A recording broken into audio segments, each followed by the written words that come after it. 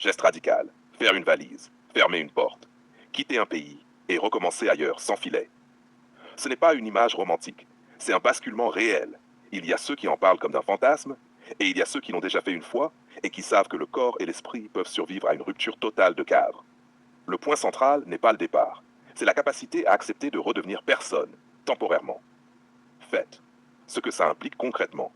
Repartir à zéro, ce n'est pas juste changer de décor, c'est souvent perdre ses repères sociaux, perdre son statut implicite, perdre ses routines, perdre une forme de confort identitaire, et surtout reconstruire un réseau, recréer une stabilité économique, réapprendre les codes d'un environnement nouveau. Dans la réalité, peu de gens mesurent la charge mentale derrière cette phrase souvent utilisée à la légère. Je vais tout recommencer ailleurs. Anatomie psychologique. Le vrai moteur. Chez ceux qui l'ont déjà fait, il y a un profil particulier. Ce n'est pas forcément de l'instabilité. C'est souvent une tolérance élevée à l'inconfort initial. Deux forces dominent. 1. La saturation.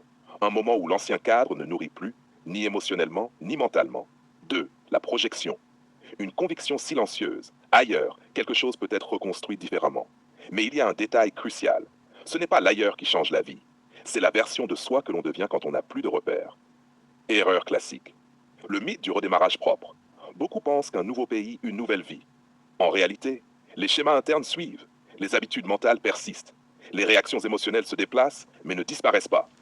Recommencer à zéro ne supprime rien. Ça révèle. Ce que peu comprennent, le vrai coût. Le coût invisible n'est pas financier, il est identitaire. Quand tu arrives quelque part sans histoire locale, tu n'es plus défini. Tu dois redevenir lisible socialement. Tu dois reconstruire ta crédibilité sans capital initial. Et cette phase-là peut être silencieusement éprouvante. Pas parce qu'elle est difficile, mais parce qu'elle est lente. H-paradoxe. La liberté et l'isolement. Il y a un paradoxe fort. Plus tu es libre de repartir, plus tu peux aussi te retrouver seul. Parce que la mobilité donne de la puissance, mais retire parfois la continuité. Et la continuité, c'est ce qui stabilise l'identité. Ce que ça dit vraiment. Repartir à zéro pose une vraie question. Est-ce une fuite intelligente ou une capacité rare de reconstruction?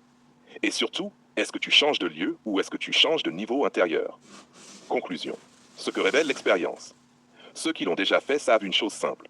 Le plus dur n'est pas de partir. Le plus dur, c'est de supporter le vide entre deux identités, de reconstruire sans validation immédiate, de tenir assez longtemps pour que quelque chose réapparaisse. Et pourtant, une fois que tu as traversé ça une fois, tu ne regardes plus ta vie de la même manière. Parce que tu sais que rien n'est vraiment figé, ni les lieux.